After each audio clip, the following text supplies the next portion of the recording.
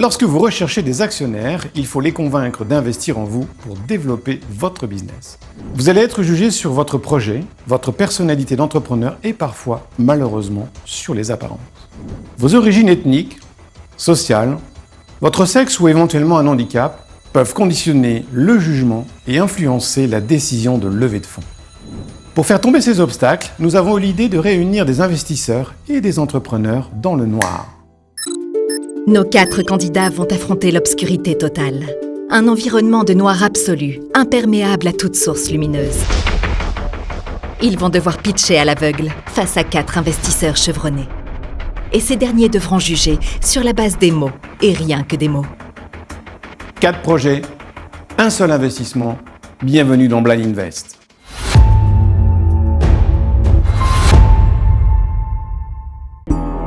Rencontrez ce fondateur charismatique de 32 ans, le magicien de la Gen Z. Biberonné par une famille d'entrepreneurs, il révolutionne la façon dont on consomme le sport en vidéo avec sa start-up Cop Football. Il a déjà avec lui 2,5 millions d'abonnés et des clients comme le Tour de France. Alors, investisseurs, prêts à marquer le coup avec le sport digital ? Que voyez-vous ? Bah rien, mais c'est normal, on est dans le noir. En fait, vous êtes comme de nombreuses marques, sans repère face à la nouvelle génération. Elles vont vous dire que si, elles sont sur Google, c'est très bien. Mais est-ce que vous savez quel est le premier moteur de recherche des moins de 25 ans ? C'est YouTube et TikTok. Donc si vous voulez pas passer à côté de toute une génération, vous avez besoin de vous adapter. Et c'est là que Cop intervient. Avec l'intelligence artificielle, nous avons industrialisé la production et la distribution de vidéos. Et grâce à la data, on maîtrise les algorithmes des plateformes. Le résultat, Cop, c'est le brut du sport, 30 millions de vues organiques par mois sur nos réseaux sociaux. On a 2 sources de revenus, les annonceurs sur nos médias et la création de contenu en marque blanche pour nos clients comme Sega, Smartbox ou encore le Tour de France. En 2023, on double notre CA avec 200 000 €. On est vraiment pas loin de la rentabilité, mais pour ça, on a besoin d'accélérer sur notre développement commercial. Aujourd'hui, on cherche 100 000 € pour 5% de la société. Cop a besoin de vous. Cop Football a-t-il obtenu 4 nouveaux fans ? Investisseurs, à vos questions. Vous avez dit 30 millions de vues, c'est ça ?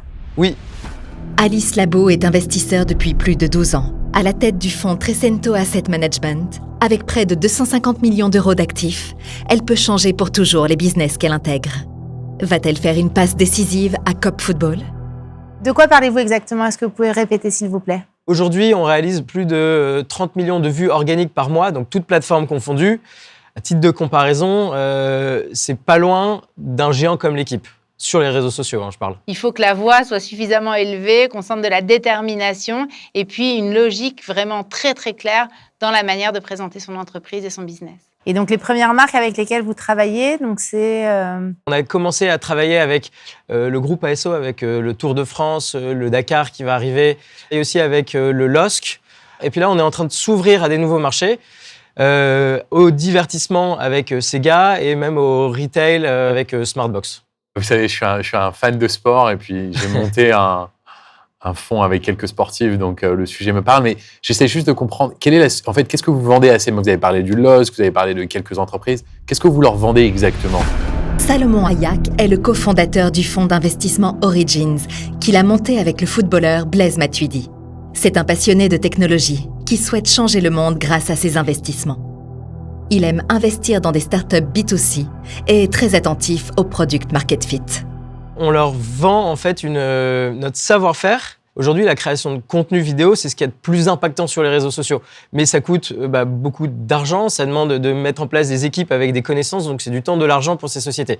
Nous, le fait d'avoir industrialisé cette production avec de l'IA, avec du développement, ça nous permet d'être moins cher et d'être plus rapide pour créer des contenus qui sont impactants pour eux. D'accord, donc vous êtes juste sur la création de contenu, mais vous n'êtes pas sur la distribution du contenu. On fait les deux, on fait de la production et la distribution. Ma question, elle est simple. À chaque fois qu'on dit « je suis le Uber de ceci, je suis le Brut de cela », évidemment, la question, c'est en quoi vous différenciez, vous allez vous différencier finalement de Brut que vous citez comme exemple. Benjamin Chemla est un serial entrepreneur au track record impressionnant. Il a notamment cofondé la start-up Stuart. après avoir levé des fonds et fait un brillant exit, il devient investisseur pour accompagner des projets révolutionnaires dans l'univers de la tech, de la food et des finances. Alors, Brut, c'est vendu comme une société technologique au début, et puis en fait, ça devient un média. Donc nous, on a des technologies un peu similaires aussi à Brut sur ce qu'on peut mettre en place. Là, on a essayé de pousser un peu plus loin et d'avoir un produit maintenant qu'on peut offrir à nos clients pour commercialiser. Mais ils le font aussi. Ils le font, ils ont déjà des équipes. Généralement, là, si on parle du Tour de France, par exemple, ils ont déjà des équipes en interne. Festival de Cannes, enfin, ils ont tout un programme où en fait, ils vont créer des contenus en marque grise ou marque blanche pour le compte de clients. C'est le cas aussi des éclaireuses, c'est le cas du crayon. C'est-à-dire qu'il y a beaucoup de gens aujourd'hui qui arrivent avec talent à générer des vues sur leurs propres médias et puis ensuite qui se proposent d'accompagner les marques dans la création d'un studio sur mesure pour eux. Donc, si je comprends bien, c'est ce que vous voulez faire et c'est une très bonne idée. Mais vous n'êtes pas le seul. Donc, en quoi vous différenciez-vous de ces différents acteurs? Il faut qu'il y ait un brin de folie. C'est important d'avoir un entrepreneur. Un entrepreneur, c'est pas quelqu'un de normal. C'est quelqu'un qui veut sortir de la norme, sortir du cadre pour créer quelque chose qui n'existe pas et être le meilleur. Donc, je vais analyser de façon très simple la personnalité du fondateur et son ambition. Ce qu'on apporte, nous, c'est pas juste de la création, c'est vraiment tout ce process qui va avec, qui permet en fait de facilement pouvoir créer du contenu et de les aider à maximiser la performance. Donc on va vraiment chercher du volume et surtout du volume qui s'adapte vraiment à ce mode de consommation de la Gen Z sur les réseaux sociaux. Là, mon message essentiel, c'est on a besoin d'argent pour accélérer. Quand on est dans un business un peu innovant, forcément, il y a beaucoup de personnes qui ne comprennent pas. Donc c'est comment simplifier les choses.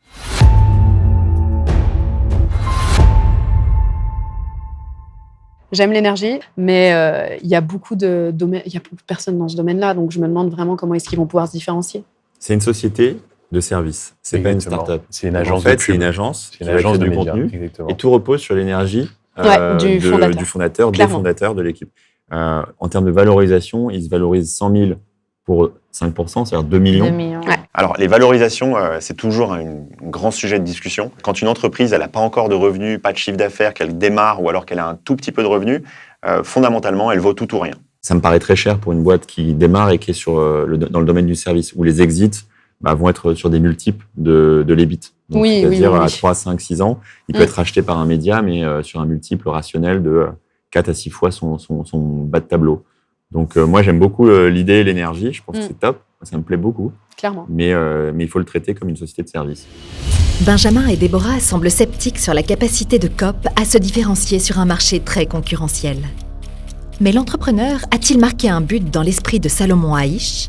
J'aime en fait investir dans des produits qui vont changer notre vie au quotidien à nous, utilisateurs. Je pense qu'on sous-estime ce qu'il a créé avec Coop sur le football, avec les 30 millions de views, etc.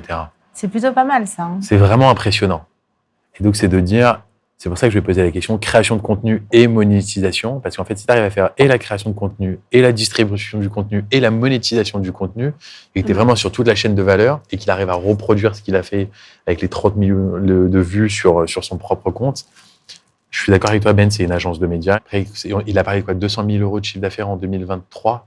Ouais. Nous, on a un studio chez Shares In-House. On fait une vidéo, on met Lionel Messi et on explique 2-3 métriques de sa carrière. Elle fait entre 2 et 5 millions de vues. Ouais, voilà. Ça va très vite. Ça dépend sur quel média. Si c'est TikTok, ça m'impressionne moins que sur les autres.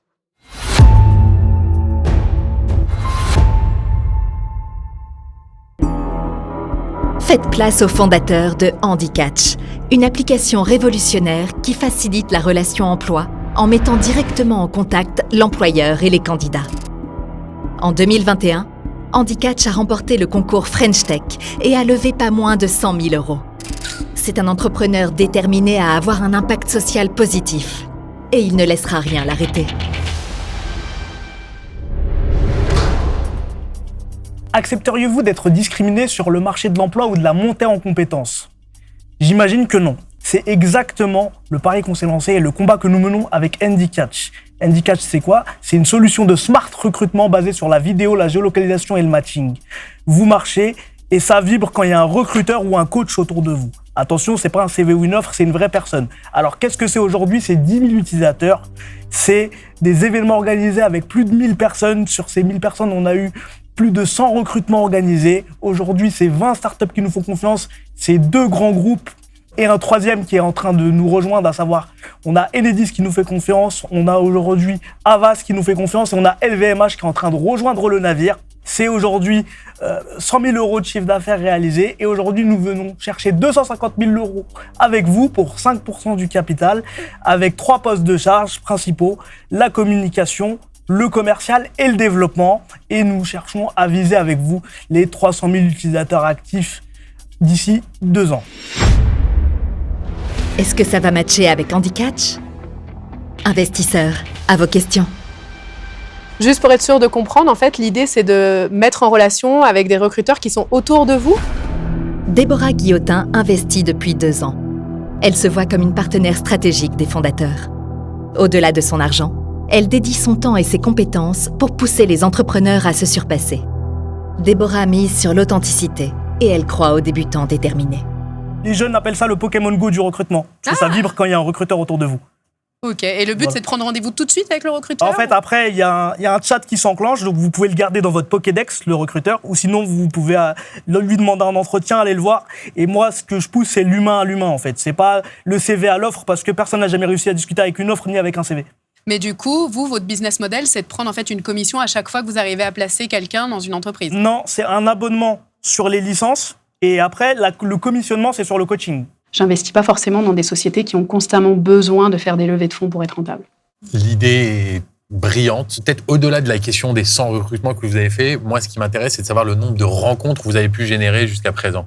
Aujourd'hui, on a, avec les coachs confondus, parce qu'on est, comme je vous l'ai dit, on est une application de recrutement, mais aussi de montée en compétences, on est à plus de 2500 rencontres réalisées. Est-ce que vous arrivez à amener les candidats justement sur cette plateforme ? Alors, ça dépend des métiers. Déjà, on a des partenariats avec des grandes institutions. Je ne sais pas si vous connaissez Open Classroom. Oui, bien sûr. On a une convention avec Open Classroom. Open Classroom, c'est 3,5 millions de candidats sur les métiers du digital. On a des conventions aussi avec le Pôle emploi, les missions locales, un certain nombre d'associations de terrain et un certain nombre d'écoles. Ça me montre que tu arrives à attirer des talents et que tu vas réussir à attirer des clients. C'est la capacité à comprendre son marché et son utilisateur final. J'essaie juste de comprendre, alors peut-être parce que moi j'ai jamais cherché un job en marchand, en fait peut-être c'est une question générationnelle, hein, mais j'essaie de comprendre quel est l'avantage véritable. Très bien, avec plaisir, je vais essayer de vous répondre. Je vais même vous répondre. En fait, ce qui se passe, c'est que 70% des personnes aujourd'hui trouvent leur travail par leur réseau. Il y a plusieurs avantages, ça va être notamment la proximité. Ce qu'il faut savoir, c'est que vous n'êtes pas obligé de passer à côté du talent. Vous pouvez aussi, en tant que recruteur, dézoomer sur la map ou vous mettre en invisible et aller chercher les gens. Et surtout, ça vous évite, sans vouloir faire de mauvais jeux de mots, de passer à côté d'un talent. Mais je ne comprends pas le lien avec la géographie. Ok, typiquement, là, on est en train de signer LVMH avec le cas Sephora, d'accord ? Métier en tension, les vendeuses, on en a besoin tout de suite dans l'immédiat et on a besoin qu'elles soient à proximité. Et là, quand vous allez dézoomer sur la map, vous allez avoir un périmètre bien défini sur lequel vous allez pouvoir agir et vous allez pouvoir aller les chercher à l'instant T et savoir que ça vibre, mais qu'il est disponible maintenant, tout de suite, et qu'il peut agir dans un temps limité. La proximité, l'immédiateté de la relation et la pérennisation du réseau. Parce qu'aujourd'hui, si vous allez sur une plateforme comme LinkedIn, si vous n'avez pas plus de 500 relations, personne ne va vouloir vous aider. D'accord, donc vos clients cibles, forcément, vont être orientés par votre concept qui est lié à la géolocalisation. Donc, ça va être des réseaux de magasins, des réseaux de boutiques, des stations essence, de la restauration, etc. Tous ces métiers qui ont besoin de beaucoup de volume et où la dimension géographique peut avoir l'importance. Ce sera les clients prioritaires. En fait, l'avantage à être positionné dans le noir, c'est que tu es comme tout le monde et qu'on part tous du même point.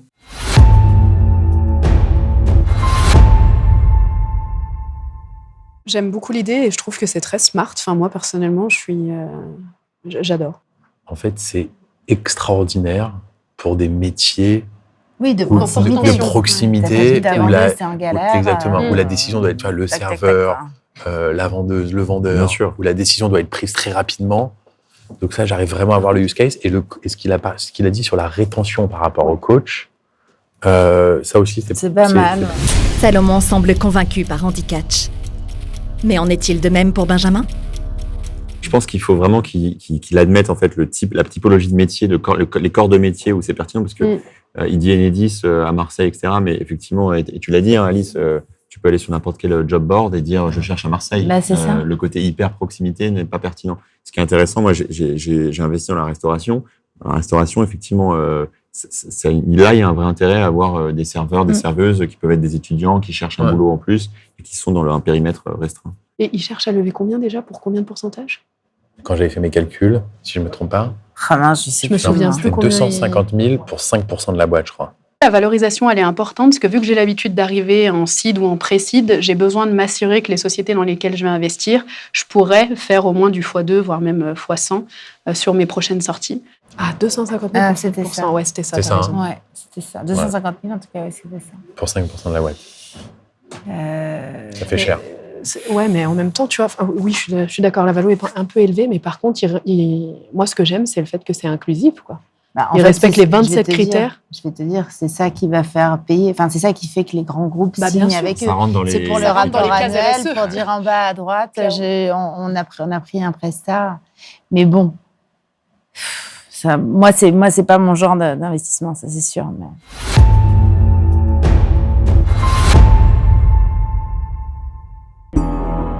Voici le prodige derrière Atmosgear. À seulement 26 ans, cet ingénieur mécatronique a déjà bluffé Washington et électrisé le CES de Las Vegas. Ancien lauréat du trophée de l'ingénieur du futur, il veut conquérir le marché américain des rollers. Investisseur, qui d'entre vous osera rouler à ses côtés ?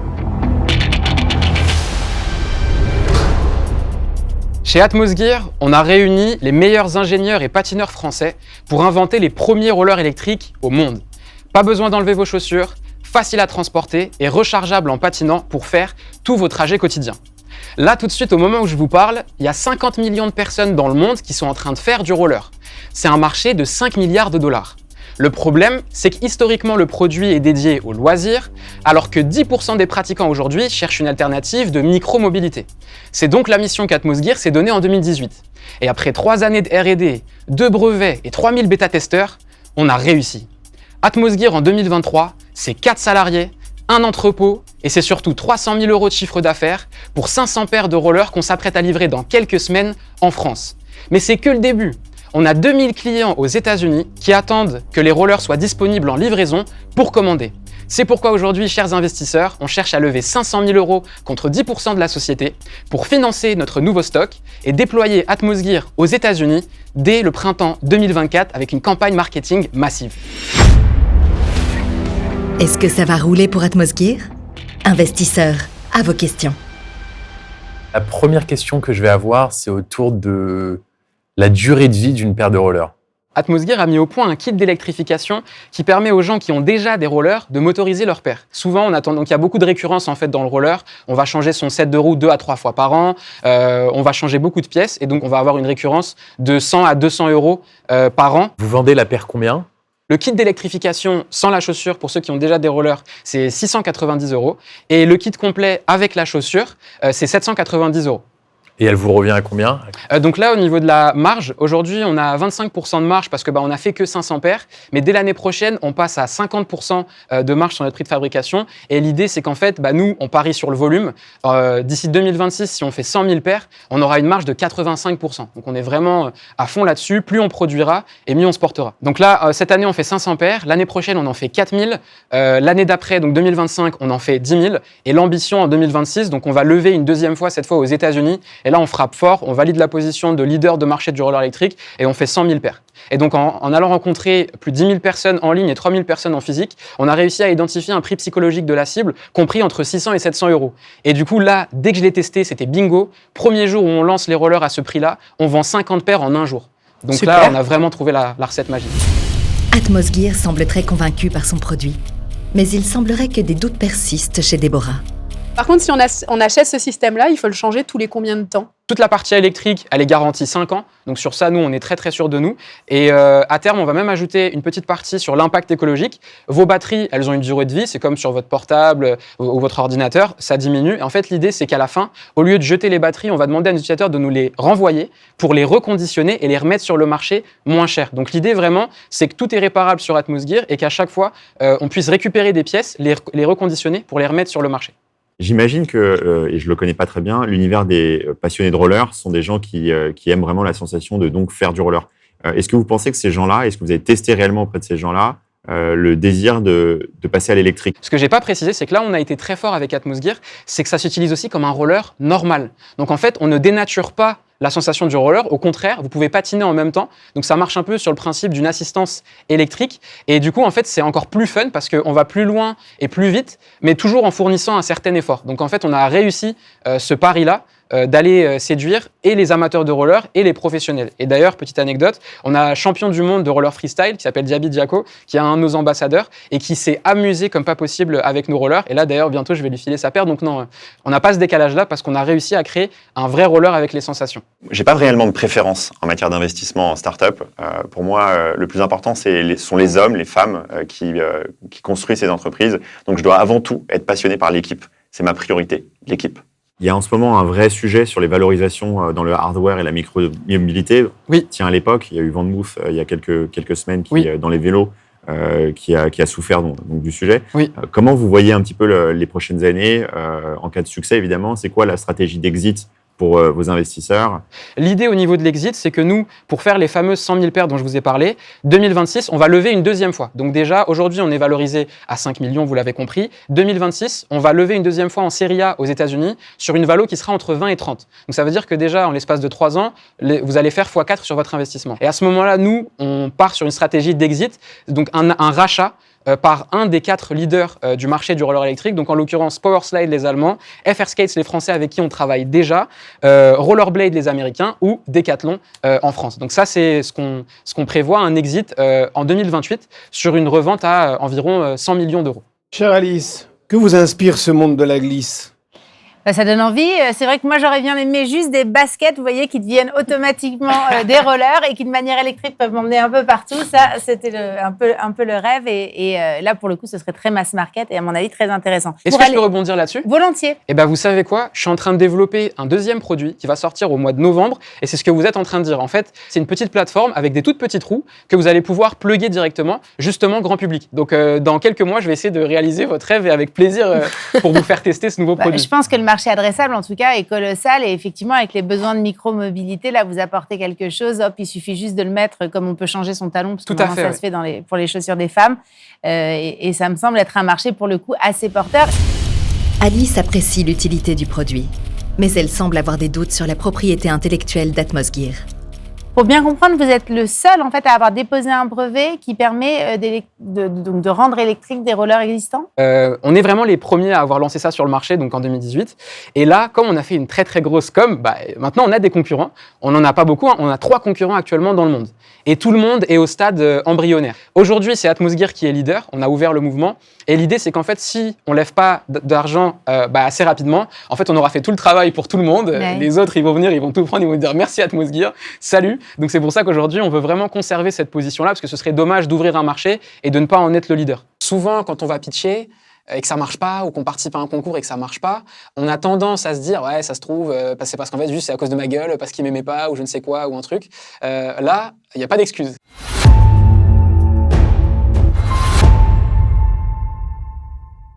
Je déteste le hardware, Moi aussi. mais il est excellent. Exactement. Il Jamais connaît le j'en- marché, il connaît Ouais. la compétition, il avait réponse à tout, Ouais. il a une vision produit.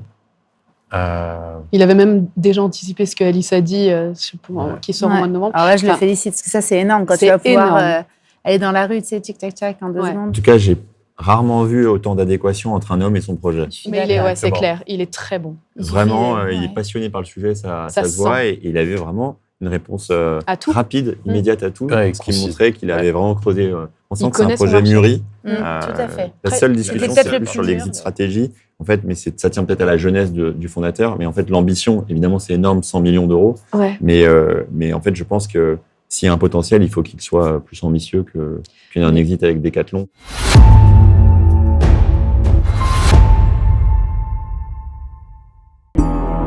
Préparez-vous à rencontrer un entrepreneur aux multiples casquettes.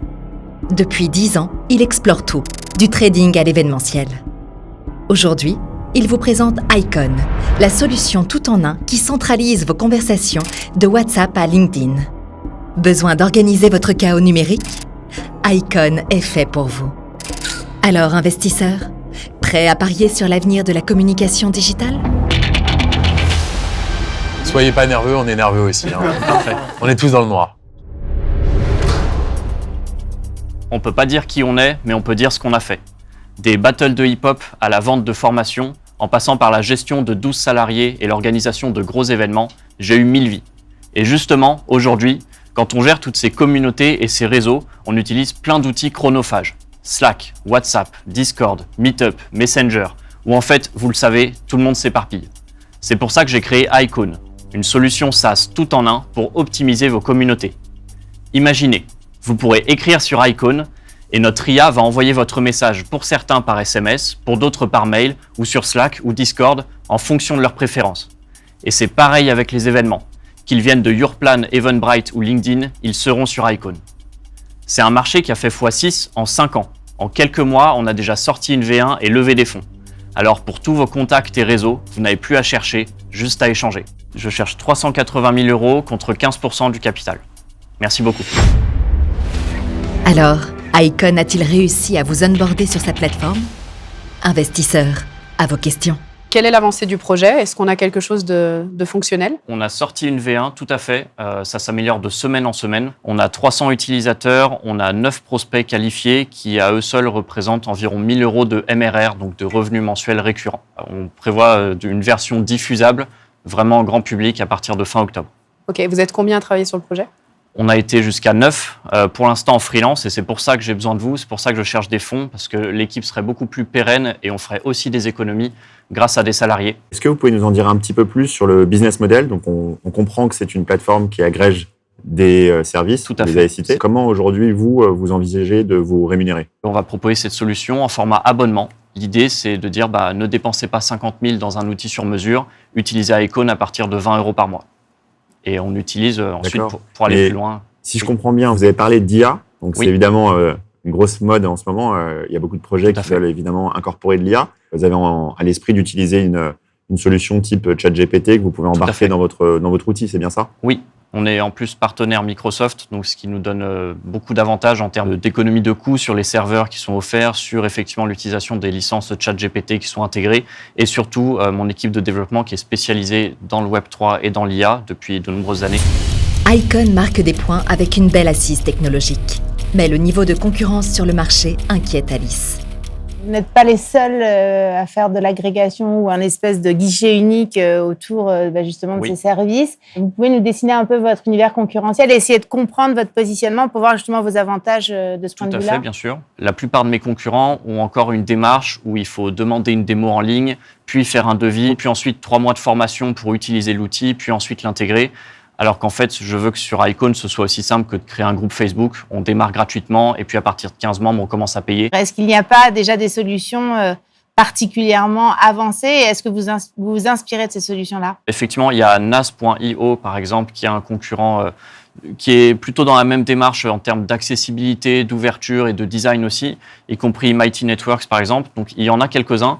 En revanche, ils ne sont pas dans le positionnement vraiment de connecter les différents outils dont j'ai parlé. Qu'est-ce qui vous dit qu'il n'y a pas un player, donc une autre entreprise qui sera peut-être beaucoup plus financée que la vôtre, qui peut arriver dans 6 mois et en fait rafler complètement le marché?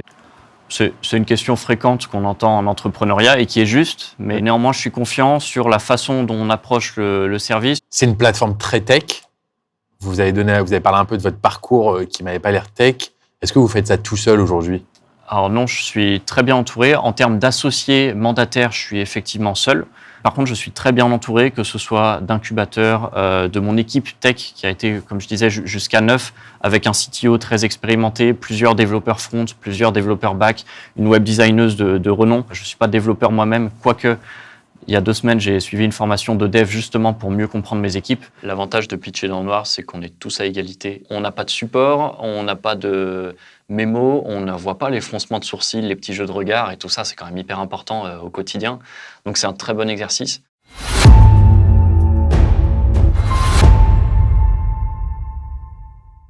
C'est un guichet unique en fait. C'est un guichet unique pour ceux qui veulent pas aller sur chacun. Ouais, mais tu vois, moi je pense que c'est un gain de temps de ouf parce que si je pars dans l'exemple de ma société à moi, où je n'ai partout et elles perdent un temps fou pour aller répondre aux commentaires sur chacune des plateformes. Je vois des gros risques d'exécution. Les méta-plateformes comme ça en productivité, ça existe. Mais alors, j'ai l'impression qu'il est un peu fourre-tout. C'est-à-dire que si on l'écoute, il veut vraiment mettre tout Internet dans son outil. Ça me paraît un peu risqué, il faudrait creuser. Benjamin est très sceptique sur l'utilité d'Icon. Mais Déborah voit les choses d'un autre œil. Risque d'exécution fort, mais je pense que si ça marche vraiment, ça peut être un truc de dingue. Parce que nous, aujourd'hui, on n'a pas ce type de plateforme. Ça répond à un besoin. Mais ça, c'est clair. évident. C'est un truc de dingue. Donc ça a tapé dans l'œil de Déborah. C'est ça. Sans mauvais jeu de mots. Ouais, je vois. J'aime beaucoup.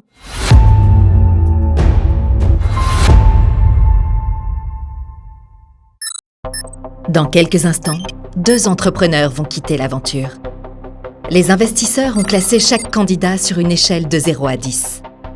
Les 2 scores les plus élevés auront la chance de partager un repas d'affaires pour poursuivre leur quête de nouveaux actionnaires. Alice, Benjamin, Déborah, Salomon, vous avez rendu votre verdict, vous avez fait votre choix. 2 personnes vont quitter l'aventure. Nous allons éclairer leur visage. 3, 2, 1.